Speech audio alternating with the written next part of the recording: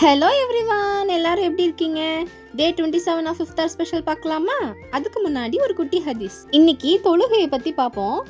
அல்லாஹ் தன்னை வணங்குறதுக்காக தான் மனுஷங்களையே படைச்சான். எல்லா வணக்கங்களை விடவும் சிறந்தது தொழுகை தான்.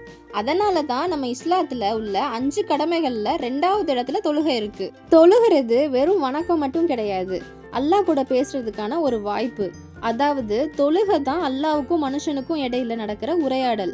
இன்னும் சொல்ல போனா சஜதா செய்யும் போது நமக்கும் அல்லாவுக்கும் உள்ள நெருக்கம் அதிகமாகுது. குரான்ல நிறைய இடத்துல தொழுகையை நிலைநாட்டுங்கள்னு அல்லாஹ் கட்டளையிட்டு இருக்கான். எனது கண்களின் குளிர்ச்சி தொழுகையில் தான் இருக்கிறதுன்னு நம்ம ரசூல் ஸல்லல்லாஹு அலைஹி வஸல்லம் சொல்லியிருக்காங்க. அவங்க உடம்புல கடைசி மூச்சு இருக்கிற வரை தொழுகையை வலியுறுத்தினாங்க. தொழுகிறதுனால நமக்கு நிறைய நன்மைகள் இருக்கு. ஃபர்ஸ்ட், தொழுகையாளியோட உடம்பும் உடையும் சுத்தமா இருக்கு. 2வது, தொழுகையாளியை அல்லாஹ் ரொம்ப நேசிக்கிறான்.